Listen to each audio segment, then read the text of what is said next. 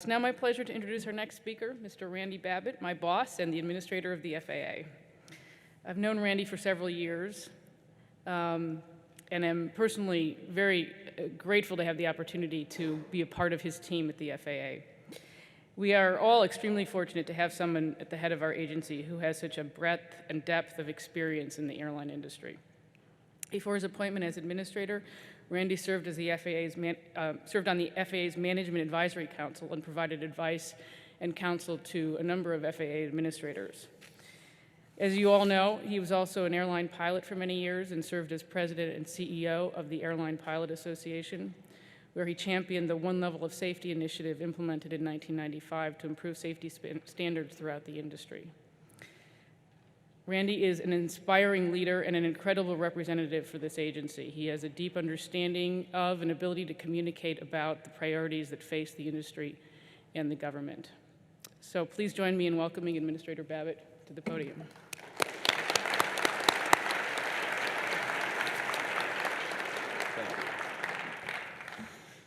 Well, thank you. That was a kind introduction, Julie. Thank you very much. Good afternoon to everyone. It's truly a pleasure to be here with everybody, and it's always good to get a gathering with aviation professionals, and as the deputy has said, our partners, and a lot of the things that we look forward to as we move forward. This morning, I know that you've had some robust discussions. You had panels talking about the future of aviation. You talked about the experience of passengers and innovation in aircraft technology.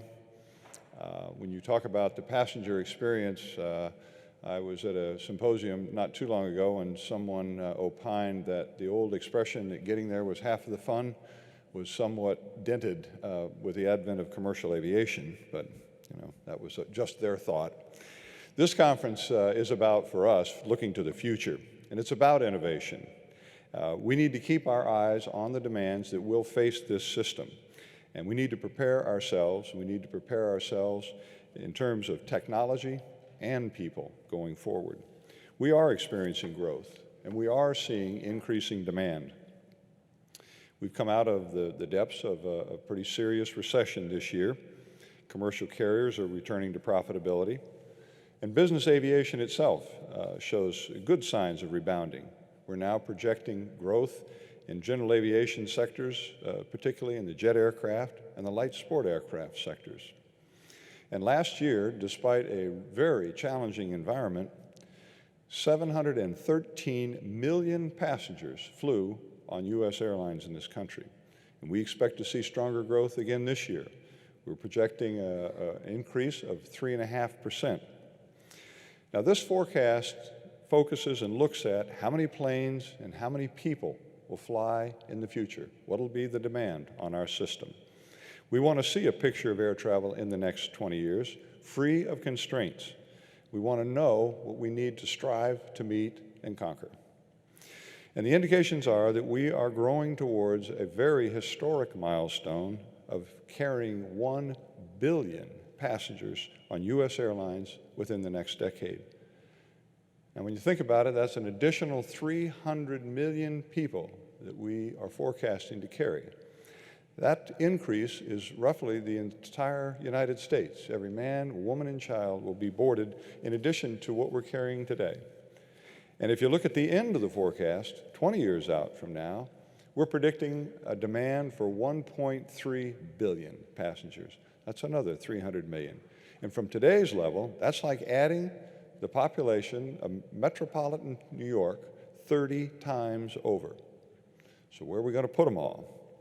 Well, the way that we are going to embrace this growth is to embrace next-gen. We are in the process of transforming our national airspace system from a ground-based radar system today to a satellite-based GPS system of tomorrow. And we're going to move from traditional airways to streamlined routes with optimized trajectories for our navigation. This is a fundamental change in the way that the United States and the world will navigate and control traffic. Precise satellite-based navigation is already revolutionizing the way that we do business today. Technology is helping us to be safer, quieter, cleaner, and more efficient with our assets. That's innovation. And to take advantage and benefits of the new technology that we have, we need planning, we need partnerships, and we need commitment. So while we have our eyes on the future, we certainly have our feet on the ground already making the future a reality. Many of the airlines in this country today are seeing the benefits of NextGen, and they're realizing them now, today. Southwest Airlines is a good example. They began using a GPS-based arrival procedure at about a dozen airports last month. They not only understand, but they're capturing the benefits of the system, and they're making an investment in the future with that. NextGen is simply good for business. There's a good business case that is supporting it, and a lot of carriers have done that math, seen that business case, and are moving forward. Southwest Airlines estimates that they will save $60 million a year in fuel once it uses these procedures system-wide in their network. Now, we all benefit when they do that. We'll all benefit from less emissions and less delays. Now, Alaska Airlines has also been using this technology and has been really a leader in the use of GPS-based procedures. They use these procedures and were forerunners in using the procedures at Juneau International. They've been doing that since the mid-1990s. Equipped aircraft that they fly can fly precisely through the mountainous terrain going into Juneau with low visibility conditions, thanks to the higher accuracy they enjoy with the GPS equipment. Now, recently I was in Alaska last summer, and I actually made an approach sitting on the jump seat of an Alaska Airlines airplane. It was at night, and the weather was not VFR. I watched a well-trained crew, use the precision equipment. We broke out about 400 feet, and there was the airport, and we landed. It was a great use of the technology. But what was more impressive was the following day, we went out in a helicopter, and the weather was good, and we flew the same approach. And when I saw the mountains 5,000 feet on either side, I said, boy, we have some great new technology here. The fact that we could thread down through, that is the type of procedures that we're going to be able to do that we could not replicate with any other technology. That pinpoint precision means more direct approaches to the airports, and that means less fuel, less emissions, less noise. Alaska Airlines estimates that it would have canceled, this is a pretty remarkable number, they estimate they would have canceled 729 flights due to bad weather into Juneau alone last year, if it weren't for the GPS approaches. That's pretty remarkable. Those are passengers that got in, no diversions, no ground holds. That's a great use of that technology. And Alaska is also joining the FAA and the Port of Seattle and Boeing to develop and further develop RNP procedures at Seattle-Tacoma International Airport. And that is part of our Greener Skies Over Seattle initiative. Now, that project should save literally millions of gallons of fuel annually. It'll cut noise in that area and decrease greenhouse gas emissions. Southwest and Alaska Airlines are just some of the companies that are today actually saving money and offering better service today through the innovations of NextGen. Last month, we signed an agreement with JetBlue to adopt yet another NextGen technology. We're partnering with that airline to equip up to 35 of their current fleet with automatic dependent surveillance broadcast, or better known as ADS-B, and they're going to use that technology. Now, we've used this technology in the past on helicopters in the Gulf of Mexico. Now, down there, it saves about 5 to 10 minutes per helicopter flight and 96 pounds of fuel each flight. Now, that technology deployed in the Gulf opens up also 250,000 square miles of now positively controlled airspace that was not possible with radar. People don't, I think, appreciate the volume of traffic. They say, well, that's interesting, but that's the Gulf of Mexico. Every day, those helicopters transport 10,000 workers on and off rigs, 3,800 rigs in the Gulf of Mexico.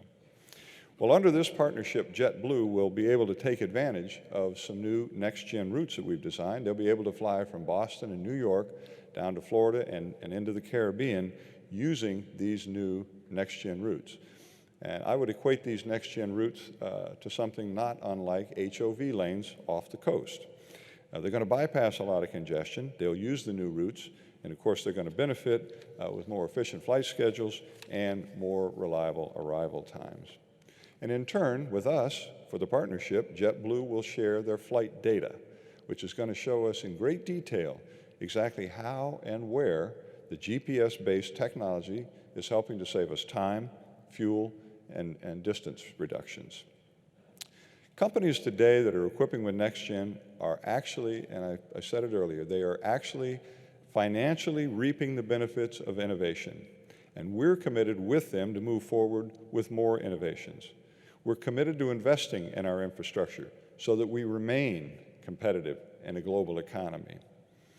The infrastructure of the future is going to have to be a marriage of next-gen procedures coupled with our airports and our runways and our airplanes and flight crews. This will expand both the capacity and the efficiency of our system. We've been busy also on the ground in the last decade building runways, building for growth. We have 16 new runways nationwide. Remarkably, that provides the potential for 2 million more flight operations per year. The Obama administration plans to build on that momentum and do even more as we move forward. And as you heard from Deputy Secretary Picari, President Obama's budget strongly supports both the FAA and our endeavors in NextGen. The President's budget calls for $18.7 billion for the FAA. And of that amount, the President is requesting more than $1.2 billion for our NextGen programs. That's a 43% increase over the levels we had in fiscal year 2010. That's a lot of new money. And while we maintain and expand, as we have to, our fundamental facilities, we are busy laying the groundwork for the next-gen infrastructure. In 2012, we'll reach several milestones. The budget requests $285 million for ADS-B systems, and we're installing more than 800 ground transceiver stations across the nation. Now, that makes up our full ADS-B network, and we plan to finish that work in 2013. And as you know, by the year 2020, all aircraft flying in controlled airspace will need to be equipped with ADS-B out technology. Well, this budget also designates $200 million from the President's $50 billion upfront boost initiative to accelerate applied research for NextGen so that we can stay on the forefront of the technology. We want to continue to develop innovative programs to manage air traffic and to better serve and provide weather data to general aviation and commercial carriers alike. The budget requests $26 million to improve GPS-based precision approaches and departures, better known as RNAV and RNP. And that's the actual procedures themselves. Wonderful to have all the equipment. You have to have the procedures and places to use them. So as you know, it's not a surprise to any of us. We're working under a very difficult budgetary environment. All federal spending will be scrutinized, and that's going to force all of us to do more with less. And this means that we're going to have to prioritize even more as we go forward. We're going to have to very carefully choose and deliver the technologies that provide the most for us and help us improve safety at the same time. Now, we will emphasize efficiency. We're certainly looking for anything that will help us decrease fuel burn, reduce emissions, and noise. And as we move forward, the FAA, the aviation industry itself, and all stakeholders must embrace innovation and the payoff that we'll ultimately see from making that investment. Delaying infrastructure investments means the long-term cost to our system, to passengers and environment alike, will far exceed the cost of a timely deployment of the technology today. So as aviation continues to grow and those additional millions of passengers that we talked about start making reservations, we'll have to move forward together as a partnership into the world of NextGen. Thank you very much.